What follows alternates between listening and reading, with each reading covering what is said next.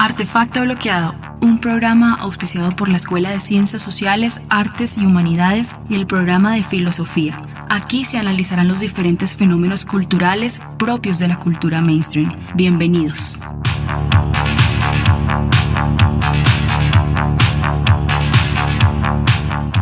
Bienvenidos a Artefacto Bloqueado de Radio UNAD Virtual, un programa auspiciado por la Escuela de Ciencias Sociales, Artes y Humanidades y su programa de Filosofía. En la dirección de nuestro programa tenemos al docente Paulo Felipe García Sánchez y en la conducción quien les habla, Karen Urueña. En la siguiente emisión abordaremos el complejo mundo de la monstruosidad y sus implicaciones sociales. Felipe, bienvenido. Bienvenido y muchas gracias por la invitación. Bueno, coméntanos acerca de cómo surge el interés por la monstruosidad. Bueno, este es un tema que he venido trabajando yo durante mucho tiempo. Digamos que es un ejercicio investigativo que vengo realizando más o menos hace 5 o 6 años y que tiene que ver con todas las teorías del exceso, digamos, fundadas por un pensador, Georges Bataille, que en la parte maldita, en la noción de gasto, habla sobre todo esa manera en que el excedente de energía de los individuos tiene que ser destruido, consumido, y de alguna manera surgen todos estos excesos, bien sea los lujos, bien sea los shows, bien sea el erotismo, bien sea las mismas guerras, que de alguna u otra manera han permitido, digamos, destruir, canalizar perfectamente esa suma de energía, ese excedente de energía que la civilización ha tenido. Ese como punto de partida para hablar un poquito de la monstruosidad como exceso. Entre muchas otras cosas más, tenemos la monstruosidad, el crimen, la pornografía y demás teorías. Es un elemento fundamental. La monstruosidad como tal, como concepto jurídico, normativo y médico, surge básicamente con todos los compromisos humanistas de los pensadores renacentistas, llámese anatomistas italianos o los mismos filósofos como Descartes, que veían la necesidad de analizar el cuerpo, de diseccionarlo y entenderlo en su parte física y biológica para entenderlo como parte relacional con la vida.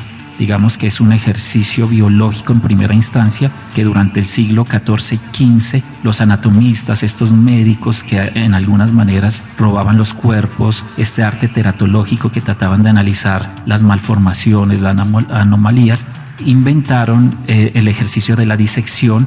Ahorita vemos muchos elementos criminalísticos donde es necesario abrir el cuerpo para enterarse de cómo murió. Y entonces estos grandes pensadores que de alguna u otra manera irrumpieron en la ciencia el arte de diseccionar el cuerpo. Bueno, hay muchos, por ejemplo, hay un italiano que se llama Mondino de Luci, que en el siglo XIV, siglo XV, fue uno de los primeros en tratar de diseccionar el cuerpo. Posteriormente, en el siglo XV, ya hay unos anatomistas italianos que vieron la necesidad de abrir los cuerpos ya relacionado con la ciencia. A estos podríamos llamarles que eran una especie de teatros ambulantes del horror, entre comillas, que lo que hacían era diseccionar los cuerpos en las plazas públicas y a veces cobraban. Es una de las historias más hermosas, digamos, de la marginalidad y ese pensamiento límite de la humanidad que tanto me ha llamado. Entonces digamos que la monstruosidad aparece en el siglo XIV y XV con el Renacimiento y esa necesidad de entender el cuerpo, la normalidad, los anormales y el cuerpo límite, la enfermedad sobre todo. Sí, hay todo un ejercicio. Por ejemplo, hay unos tratados. El mismo Da Vinci, recordemos que muchas de sus obras están centradas en el análisis del cuerpo. Hay otro importante anatomista, Varela. Varela fue uno de los primeros también en diseccionar el cuerpo, tratando de encontrar dónde se ubicaban las diferentes partes del cuerpo. Y recordemos que en el método del discurso, Descartes, el pensador, o sea, no hay anatomía sin filosofía. La filosofía cartesiana, sobre todo, entendió que el cuerpo es una máquina y por eso había que estudiarla. Descartes hablaba, por ejemplo, que el alma estaba ubicado en la glándula pineal, ya le estaba dando un lugar físico al alma, ¿sí? Entonces ya hay una especie de entendimiento. Entonces la monstruosidad básicamente surge en el Renacimiento como forma de entender los elementos biológicos anómalos del cuerpo. Vale, súper interesante, y sobre todo lo que hablabas hace un momento de Leonardo da Vinci, ¿no? Porque pues he tenido la oportunidad de apreciar sus pinturas y en muchas hay ciertos códigos ocultos, ¿no? Por ejemplo, donde aparece, creo que se llama la mano de Dios, aparece un cerebro pues completamente pintado, ¿no? Bueno, y entre otras cosas recuerdo a Canguilhem, que centra sus estudios teratológicos, donde la monstruosidad es una anomalía compleja y se observa que la anomalía es identificada como una normalidad, ¿verdad? ¿Qué reflexión existe entre el monstruo medieval y el anormal o perverso moderno, Felipe? Bueno, muy acertado lo que tú dices de Leonardo da Vinci, primero que todo. Él, aparte de ser un artista que pintaba estas grandes obras como la Mona Lisa y demás, también se enfocó en hacer máquinas de guerra o también la disección o entendimiento del cuerpo. Fue prácticamente un anatomista renacentista que nos permitió dar bases de muchas cosas, entre ellos el conocimiento del cuerpo. Partamos del hecho de que la monstruosidad y lo monstruoso son dos categorías que, si bien pertenecen a lo mismo, se difieren en su contenido. George Canguilhem habla que la monstruosidad es, digamos, de alguna manera, un concepto que permite la construcción social de ciertas otredades que posibilita hasta cierto punto el orden social. Es decir, la monstruosidad es un consenso social, cultural, a veces religioso, ideológico y político, que pretende de alguna manera generar un discurso frente a la otredad que tiene que ser castigada. Por ejemplo, la mujer en la Edad Media. La mujer en la Edad Media era una construcción religiosa que intentaba de alguna u otra manera relacionarlo con lo monstruoso en el sentido demoníaco. Bueno, entonces la mujer es la noche, la mujer como fertilidad también es lo que hay que rechazar, es lo sexual, lo pasional, es lo que condenó al hombre como género a vivir fuera del paraíso, a tener que asumir su desnudez, tener vergüenza del mismo y asumir el trabajo como forma de interacción con la naturaleza para poder sobrevivir y poder alimentarse. Entonces, la monstruosidad, como lo dice Canguilhem, básicamente será una construcción social que históricamente se ha venido constituyendo para poder marginar o castigar a ciertos referentes negativos de una sociedad. La Iglesia judeocristiana, de alguna u otra manera, formó el concepto de monstruosidad relacionada con la mujer. Algunos traducirían mal menstruación y monstruoso. No son bien relacionadas, pero en alguna manera se creó ese elemento. Y entonces la monstruosidad viene siendo una construcción social frente a un imaginario de un elemento, mientras lo monstruoso sí tiene que ver con la parte física y teratológica. Ya dijimos que la teratología es la ciencia que se encarga del estudio de los anormales, de la anormalidad física, sobre todo en la biología, en la genética, en el mundo vegetal y animal. Bueno, entonces lo monstruoso entonces sería una categoría que estudia el cuerpo físico marginal, mientras que la monstruosidad son las cualidades imaginarias que se le otorga a este elemento. Entonces, estamos diciendo que las construcciones sociales han constituido ciertos cuerpos que ha sido necesario revestirlos de cierto concepto de monstruosidad. Vemos, por ejemplo, en el Imperio Romano, donde todo aquel que no hablaba latín era bárbaro. Entonces se le constituía cierto imaginario de enemigo monstruoso al que no habitaba en el Imperio Romano. Vemos en la Edad Media, con todo el ejercicio también discursivo y conceptual de marginalización del cuerpo hereje, donde aparece la mujer, ya lo dijimos anteriormente, el apóstata, el hereje, el penitente, el mismo indígena, el indio, el negro, el que no hacía parte de esa eurocentrismo religioso y que se constituía entonces como un saber ideológico religioso para constituir lo que es la marginalidad. Entonces, como construcción social en la antigüedad y sobre todo en la Edad Media, se constituye la mujer y el hereje como forma de castigo.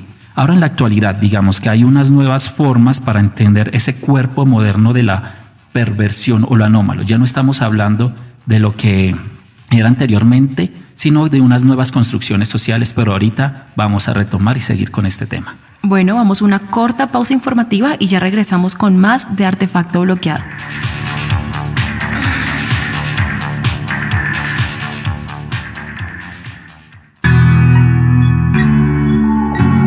Temas de actualidad, tecnología, bienestar, salud, economía y medio ambiente. Lo escuchas en nuestro programa institucional Administrando el Futuro, todos los martes 5 de la tarde, hora colombiana. Administrando el Futuro, con enfoque universitario.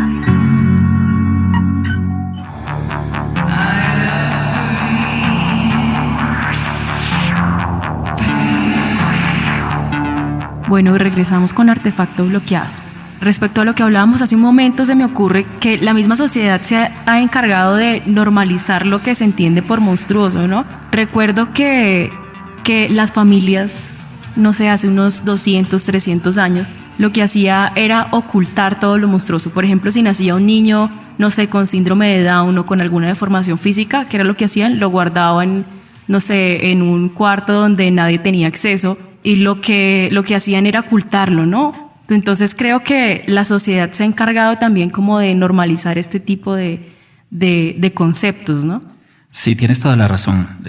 Lo monstruoso es una construcción social, como lo hemos dicho anteriormente, y no es inmutable, es decir, se va transformando dependiendo del momento histórico que se devela. Si bien en la Edad Media fue la mujer, ya con la aparición y la irrupción de la ciencia, lo monstruoso ya no es algo imaginario, sino algo real y físico.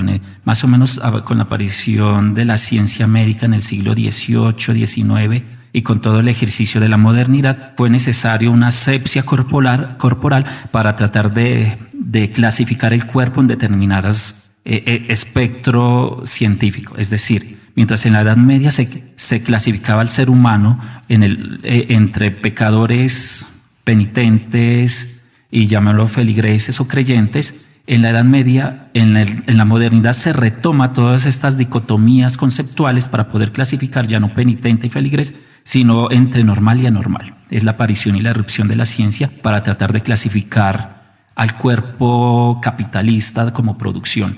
Entonces, dentro de esa necesidad de clasificar, ya comienzan a aparecer ya no la monstruosidad, sino la anomalía, los anormales, que diría Michel Foucault en sus textos del Collège de France, en sus charlas de este seminario, que decía que ya la modernidad deja a un lado todo este concepto imaginario, simbólico de la religión judeocristiana y se entromete dentro de la producción capitalista. Ya lo monstruoso ya no es la mujer, sino lo anormal que no permite la producción capitalista. Entonces aparece en la ciencia, sí, como dicen las palabras y las cosas, Michel Foucault, donde aparece disciplinas como la psicología, la antropología, la medicina moderna, que tratan de clasificar. Entonces el anormal hace ejercicio ahí. Hay, por ejemplo, circos del horror en el siglo XIX que deambulaban por Europa exhibiendo, y en Estados Unidos exhibiendo malformaciones. Estaban las mujeres lobos, las mujeres barbadas, los niños siameses, que eran exhibidos, pero ya no con un halo de pecador, porque anteriormente se creía que quien nacía con malformación era por un pecado que había cometido sus padres, sino que ya se entendía que era una malformación biológica. Esos eran como los únicos espacios donde se podía exhibir estas personas, ¿no? Porque de resto era como muy marginal, muy escondido. Sí, es cierto. Ya como lo dijiste tú anteriormente, las familias cerradas lo que hacían era encerrar ese cuerpo anormal, esconderlo, desaparecerlo, o allá aparecen los lugares de exclusión, como dice Michel Foucault, el hospital, el manicomio, porque el loco también hace parte del monstruoso, de la normal, que necesitan ser escondidos socialmente porque no hacen parte de ese corpus social bello y armónico que se pretende en las sociedades capitalistas. Entonces, estos teatros del horror son muy interesantes, o los museos del horror,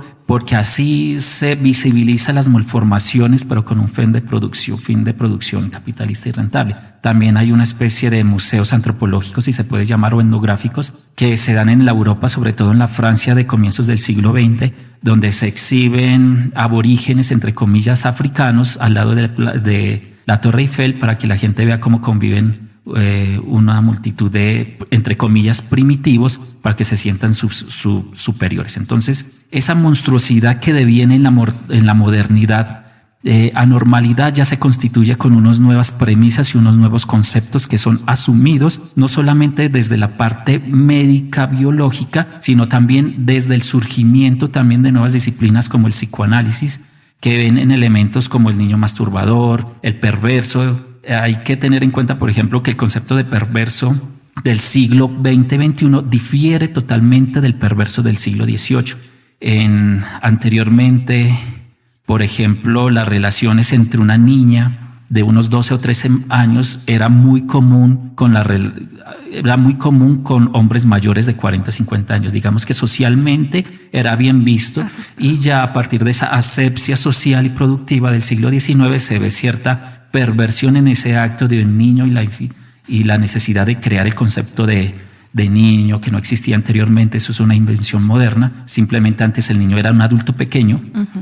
Y claro, tenía toda la capacidad de trabajar, exacto, y de desarrollar todas las tareas. Sí. Y entonces surgen esos nuevos anormales que ya son el asesino en serie, el perverso, más o menos el homosexual a comienzos del siglo XX, pero que ya se ha depurado este ejercicio conceptual y se ha permitido entrometer dentro de estas nuevas formas de subjetividades a la homosexualidad. Bien, se había demorado un poco, pero es necesario. Entonces, la construcción social ha entendido de que eso monstruoso ya no hace parte solamente de un corpus biológico, o sea, el monstruo ya no es el anormal, el monstruo es el perverso, pero el perverso que tiene ciertos elementos como son, por ejemplo, la psicopatía, la violencia, la agresión y demás elementos. Bueno, entonces ¿podríamos hablar de nuevas monstruosidades, Felipe? Sí, actualmente podemos decir que dentro de este ejercicio de nuevas monstruosidades podemos clasificar un elemento muy importante que sería un elemento contracultural. Por ejemplo, tiene que ver con todos esos movimientos artísticos instaurados, como siempre he tomado el concepto de nueva carne. Es un concepto que se instauró más o menos en los años 80 con una película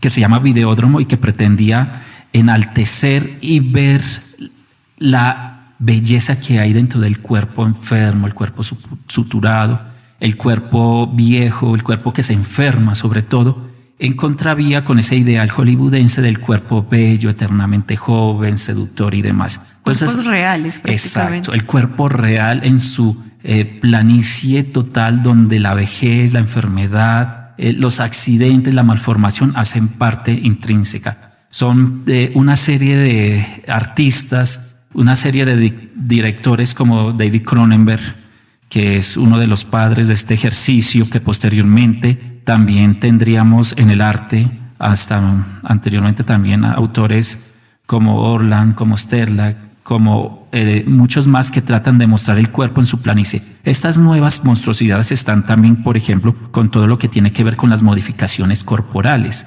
Ejemplo, la utilización de elementos para poder expandir las orejas, para poder expandir los labios, que son herencias de la época colonial africana, donde los aborígenes africanos, para no ser comercializados por los europeos, se ponían estos aros en el cuello para estirar sus cuellos, para estirar sus bocas, para estirar sus orejas y no ser comercializados porque no hacían parte de ese canon de belleza europea instaurado. Entonces las nuevas monstruosidades contraculturales estarían andamiados, digamos, de alguna manera con todo lo que es la modificación corporal, que ya ha sido cooptado por estas nuevas tribus urbanas, por ejemplo, el uso de tatuajes, el uso de elementos, modificación de implantes y demás para poder transformar. Hay otros elementos también que hacen parte de la literatura, de la ficción, del arte, es por ejemplo cómo se adopta la concepción zombie dentro de esta lógica contemporánea de la modernidad. Hay que entender que el concepto zombie viene de todo lo que tiene que ver con el mundo haitiano, de los hombres o mujeres que se revivían, pero no tenían esta connotación moderna del ser que quiere ser devorado. Era más que todo un ser que era esclavo, que se despertaba para poder ser esclavo por alguien, pero no presentaba ningún elemento. Ya con la aparición de las películas de George Romero en el 68, es que ya le atribuimos ciertas formas depredadoras a este zombie contemporáneo como masa, como horda, que tratan de devorar al humano, entendida como una llamémoslo, una crítica que hace George Romero frente a la sociedad de consumo. Vamos a una corta pausa informativa y ya regresamos con más de Artefacto Bloqueado.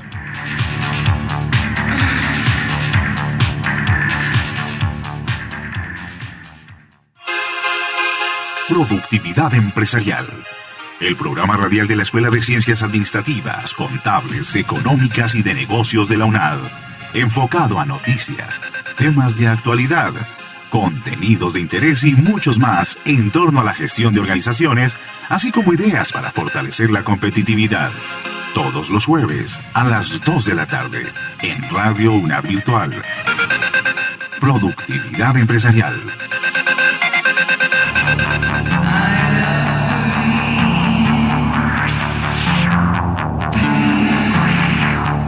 Bueno, regresamos con Artefacto Bloqueado. En estas nuevas monstruosidades podríamos encajar también los asesinos en serie, los asesinos en masa, ¿también estarían aquí? Exacto, sí. Ya como dijimos, ya en la actualidad ya no se habla de los monstruos, sino que estamos hablando de los pervertidos, entre comillas, el pervertido entendido como el asesino, el criminal. Hay una frase que me gusta mucho de un psicoanalista heredero de todo el pensamiento lacaniano, que es Jacques Alain Miller, que hablaba que no hay nada más humano que el crimen.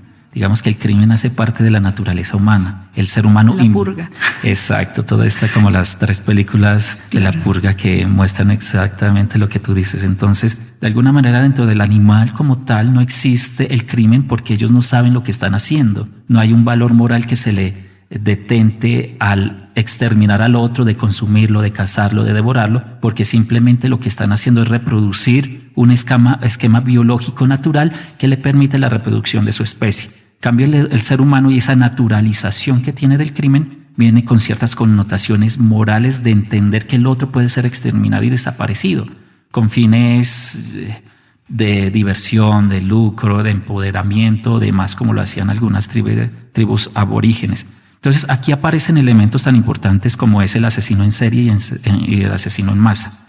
Son 2 elementos muy importantes que se pueden consolidar. Por ejemplo, en pocos días, más o menos el 20 de abril, se conmemoran los 19 años de esta masacre de la escuela secundaria de Columbine. Es muy afamada porque de alguna manera ya se habían practicado masacres en los colegios en Estados Unidos. Más o menos se dice que desde el siglo XV, en 1463, se dio la primera masacre en un colegio.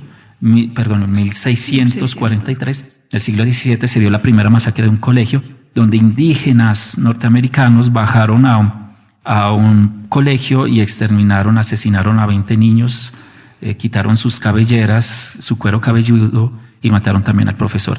Si bien se han venido dando una serie de masacres dentro de estos colegios, la más famosa es la que yo les estaba diciendo, la masacre de la escuela secundaria de Columbine, hecha por 2 muchachos de 17 años. Uno se llama Eric Harris y el otro Dylan Klebold. Lamentablemente los análisis que se han hecho es que estos muchachos asociales, entre comillas, habían exterminado a este grupo de niños, 3 en total. Ellos se suicidaron, serían 15 y más de 20 heridos. Habían hecho porque escuchaban música de Marilyn Manson, de Nine Inch Nails, jugaban el juego Doom. Eso es un análisis muy, muy superficial y no entienden la problemática social en los cuales estaban envueltos estos 2 adolescentes que les practicaban bullying, eran vistos o apartados por sus amigos y demás. Entonces, al entender estas nuevas formas de asesinato, tenemos que entender el soporte. Se unió digamos una personalidad depresiva, suicida como lo era Dylan, y otro asocial psicópata como lo era Eric. Entonces fue un cóctel maldito que devino en todo esto. El asesino en serie es distinto en el ejercicio de que no mata y no intenta suicidarse, sino que trata de pasar de agache. Es decir, él lo que hace, lo que llaman los especialistas la máscara de la cordura, es asesinar y luego nuevamente pertenecer al grupo donde asesinó a la persona, pasa desapercibido.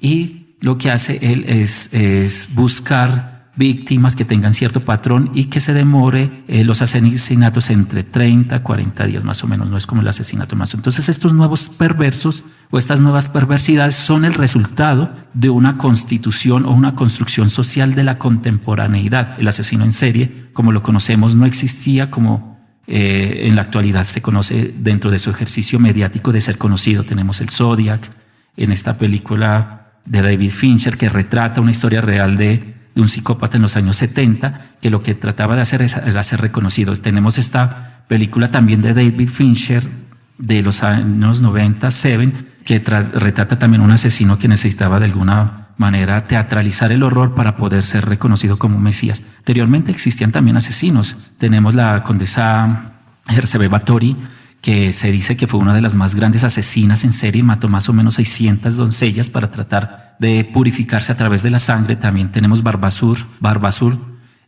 fue la mano derecha en toda la lucha del pueblo escocés contra Inglaterra, y se dice que él mató, violó y degolló a más de 500 niños. Entonces La actualidad nos demuestra que hay unos nuevos ejercicios perversos de monstruosidades, pero que son el resultado de esas construcciones capitalistas necesarias, entre comillas, para poder fortalecer el sentido. Tenemos también a Ted Bundy, que es uno de los más grandes, y Charles Manson, de los asesinos en serie, pero posteriormente hablaremos de eso. Bueno, entonces podemos decir que ya no son pinceles, sino los bisturís los que cortan la piel y destruyen un nuevo canon estético, ¿no?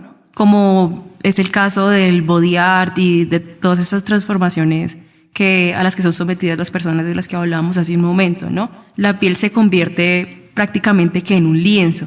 ¿Qué podemos decir entonces de artistas como Orlan y Sterland? Bueno, digamos que dentro de este ejercicio contracultural de la redención del cuerpo monstruoso, patrocinado, si lo podemos decir de alguna manera, con Cronenberg y sus películas, también a la par surgen artistas contraculturales también como Orlan, que es una artista francesa que tiene una sinfín de piezas totalmente marginales en el sentido de revolucionarios. Muestran, por ejemplo, hay una pieza donde ella se autobeatifica, se hace santa y demuestra cómo el cuerpo de la mujer puede beatificarse a partir ya no del canon de belleza, sino de irrupción dentro de un cuerpo formal construido por el hombre. O sea, la mujer fue una construcción social del hombre por más de 3 siglos. En la actualidad es que estamos entendiendo la mujer a partir del pensamiento de la misma mujer. Vemos discursos feministas que tratan de constituir, por ejemplo, constituirse a sí mismos como cuerpos sociales. Vemos también discursos del posporno, que las mujeres han tratado de demostrar el erotismo a través de su propio cuerpo y de sus propios deseos. La mujer aparece como cuerpo de deseo. Hay una frase que me gusta mucho de Bataille que dice que no hay erotismo sin prohibición. Esto encaminado a todos estos ejercicios de la mujer. Entonces Orlan también ve que el cuerpo es necesario modificarlo para poder adentrarlo dentro de estas nuevas lógicas no mercantiles, sino marginales y contraculturales del cuerpo. Stellar también es un artista interesante que trata de hacer las modificaciones corporales para poder adoptar un cuerpo contemporáneo. Él dice, por ejemplo, que el cuerpo es obsoleto, biológicamente obsoleto, y que es necesario articularlo con la máquina, con el engranaje, con el artefacto, con los circuitos para poderlo actualizar dentro de este mundo contemporáneo.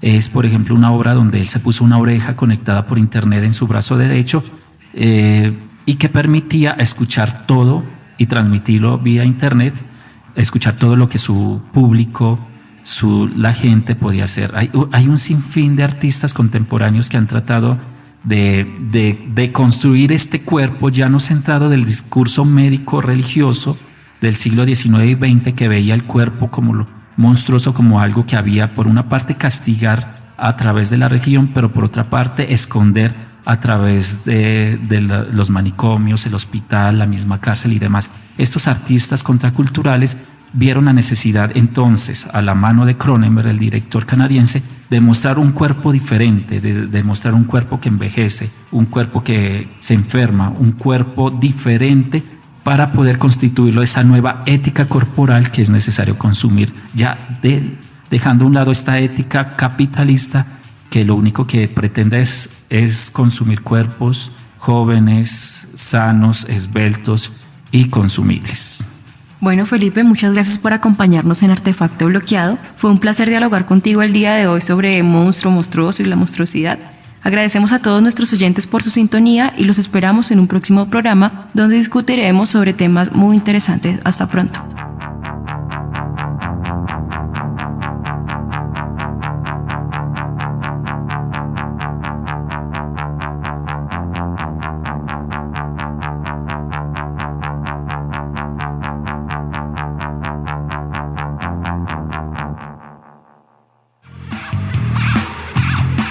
Esto es RV, Radio UNAD Virtual.